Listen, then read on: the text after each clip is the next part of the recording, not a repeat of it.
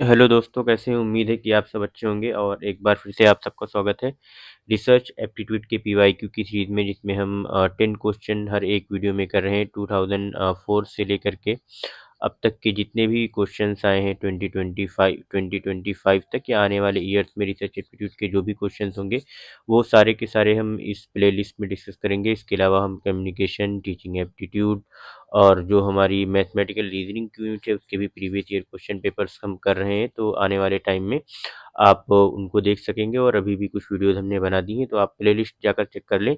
अभी तक हम 150 क्वेश्चंस डिस्कस कर चुके हैं रिसर्च एप्टीट्यूड के। आज 10 मोर क्वेश्चंस डिस्कस करेंगे, तो देखते हैं आज के हमारे 10 क्वेश्चन और कौन कौन से हैं। तो पहला क्वेश्चन है, which of following research types focuses on ameliorating the prevailing situations, applied research, action research, experimental research या फंडामेंटल रिसर्च। तो इसमें हमें पता है कि जो करेंटली प्रीवेलिंग सिचुएशंस होती हैं या प्रॉब्लम्स होती हैं या जो इमीडिएट प्रॉब्लम्स होती हैं उनको सॉल्व करने के लिए हम एक्शन रिसर्च का यूज़ करते हैं। तो जो राइट आंसर है वो इसका हो जाएगा एक्शन रिसर्च। नेक्स्ट क्वेश्चन है, the issue of research ethics may be considered pertinent at which stage of research. तो हमें बताना है कि किस स्टेज ऑफ रिसर्च पर जो है रिसर्च एथिक्स बहुत पर्टिनेंट होगी, इंपॉर्टेंट होगी। तो देखते हैं क्या है, at the age of problem formulation and its definition, at the age stage sorry at the stage of defining the population of research, at the stage of data collection and interpretation, at the stage of reporting the findings. तो जो eight the stage of data collection and interpretation है, ये बहुत most important है कि आप data सही से कलेक्ट करें और उसको अच्छे से इंटरप्रेट करें। और फिर उसके बाद अगर आपने डेटा सही से कलेक्ट किया होगा, डेटा इंटरप्रेट किया होगा अच्छे से, तो आप जो है फाइंडिंग को बढ़िया तरीके से रिपोर्ट भी कर पाएंगे। तो डेटा कलेक्शन वेरी इंपॉर्टेंट।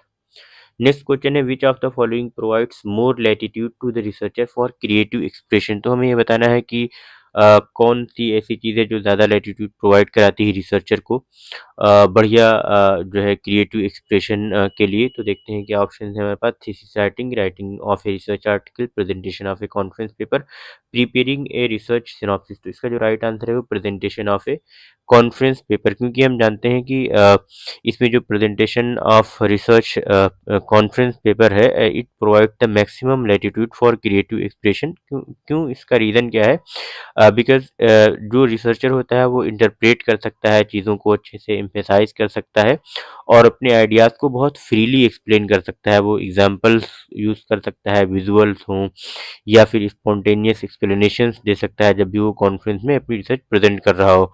तो एक तरीके से वो इंटरेक्शन भी कर रहा होता है ऑडियंस के साथ, जिस जो उसे फ्लेक्सिबिलिटी और जो है तो कई बार इनोवेशन प्रोवाइड कराती है। तो ये फॉर्मेट जो है presentation of a conference paper का, ये थोड़ा सा लेस रिजिड है as compared to written academic documents जो यहाँ पे दिए हुए हैं, thesis writing, writing of a research article और प्रिपेयरिंग ए रिसर्च सिनॉप्सिस। तो इन सारे ऑप्शंस में आपको एक स्ट्रक्चर्ड वे में अपनी बात कहनी होगी, बट प्रेजेंटेशन के टाइम पे जब आप कॉन्फ्रेंस पेपर प्रेजेंट कर रहे हो तो उससे आपको बहुत सारे ऑप्शंस मिलते हैं।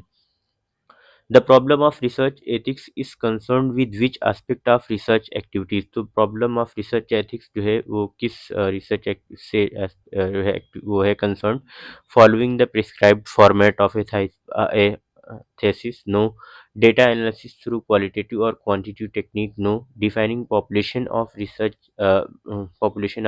no; evidence based research reporting। तो जो इसका जो 154 का जो राइट आंसर होगा वो एविडेंस बेस्ड रिसर्च रिपोर्टिंग होगी, क्योंकि विदाउट एविडेंस कई बार रिसर्च रिपोर्टिंग हो जाती है। In doing action research what is the usual sequence of steps. देखते हैं क्या है, रिफ्लेक्ट, ये बहुत बार क्वेश्चन पूछा जाता है कि जो एक्शन रिसर्च होती है, एक्शन रिसर्च एक तो अपने आप में बहुत ज़्यादा इंपॉर्टेंट है, इसकी डेफिनेशन और इसका जो सीक्वेंस है वो बहुत पूछा जाता है। तो आप इसको ज़रूर से ज़रूर याद कर लें। देखते हैं, reflect, observe, plan act observe reflect, plan reflect observe act, act observe plan reflect. तो आप जो आपकी जो एक्शन रिसर्च होती है, आप उसमें सबसे पहले क्या करते हैं, उसमें आप सबसे पहले चीज़ों को प्लान करते हैं, फिर प्लान करके नंबर एक पे फिर एक्ट करते हैं, फिर उसके बाद आप एक्ट करने के बाद ऑब्जर्व करते हैं, देन आप रिफ्लेक्ट करते हैं। तो जो राइट आंसर होगा वो आपका हो जाएगा बी ऑप्शन, PAOR। तो ये आप शॉर्ट फॉर्म याद रखें, PAOR, तो इससे आपको आसानी होगी।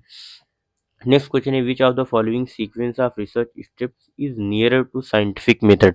तो हमें बताना है कौन सा जो रिसर्च स्टेप है वो साइंटिफिक मेथड के जो है आस-पास है। तो देखते हैं कौन सा है। Suggested solution of the problem, deducing the consequences of the solution, perceiving the problem situation, location of the difficulty and testing the solutions, perceiving the problem situation, locating the actual problem and definition, hypothesizing, deducing the consequences of suggested solution and testing the hypothesis in action, defining a problem, identifying the causes of a problem, defining a population, drawing a sample collection of collecting data and analyzing result, identifying the causal factors, defining the problem, developing a hypothesis, selecting a sample, collecting data and arriving at generalization and conclusions।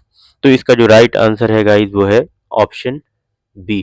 तो ये सबसे पहले आप problem situation को perceive करेंगे, फिर उसके बाद लोकेट करेंगे कि एक्चुअल प्रॉब्लम क्या है और उसकी डेफिनेशन, फिर आप उसको हाइपोथेसिस बनाएंगे, फिर उसके जो कॉन्सिक्वेंसेज हैं सजेस्टेड सॉल्यूशन के वो करेंगे, फिर उसके बाद आपकी आएगी testing the hypothesis in action. और बाकी जो suggested solution of the problem, तो पहले प्रॉब्लम आप आइडेंटिफाई करोगे, ऐसे करेक्ट सीक्वेंस नहीं होगा।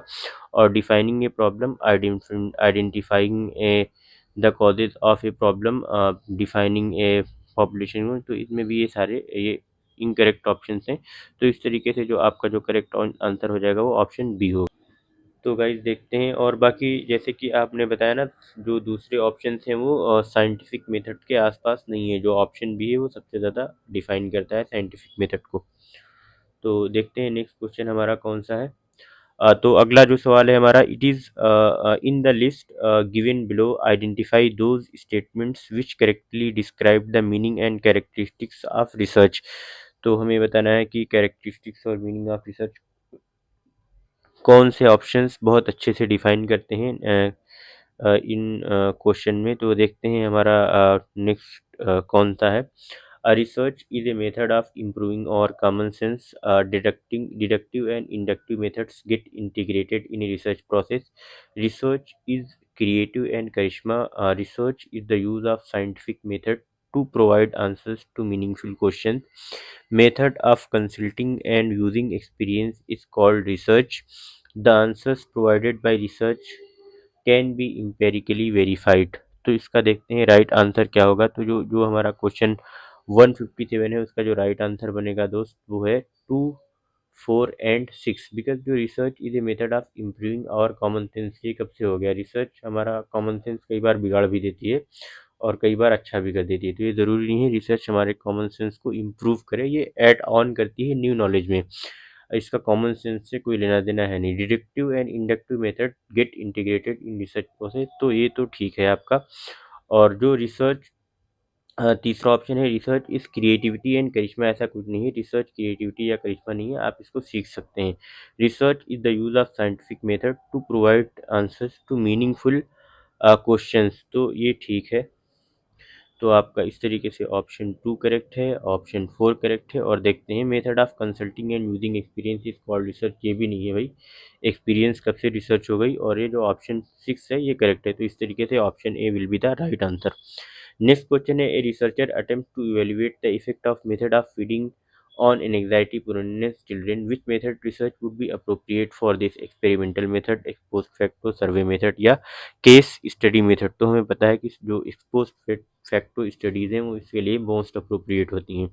In which of the following activities potential for nurturing creative and critical thinking is relatively greater? Preparing research summary, presenting a seminar paper, participation in research conference, participation in a workshop। तो participation in a research conference इस critical and relatively greater होता है इसमें। तो जो आपका 59 का जो है option C will be the right option. Last question है आज की वीडियो का, in finalising the thesis writing format which of the following would form part of supplementary pages, list of tables and figures, table of content, conclusion of the study and bibliography and appendices। तो इसका जो right answer है वो option D है। इस तरीके से हमारे आज के 10 क्वेश्चन हो गए। लाइक करें, शेयर करें, सब्सक्राइब करें और कमेंट करके बताएं कि आपको वीडियो सीरीज कैसी लगी। मैं जल्दी आपको JRF कैसे क्लियर करें विद इन 6 मंथ या 5 मंथ्स या एक डेडिकेटेड स्टडी के साथ, उसका पूरा एक्सपीरियंस मैं आपको शेयर करूंगा कि मैंने कैसे किया था और आप भी कैसे कर सकते हैं। तो आप बने रहें, तैयारी करते रहें। मिलते हैं नेक्स्ट वीडियो में।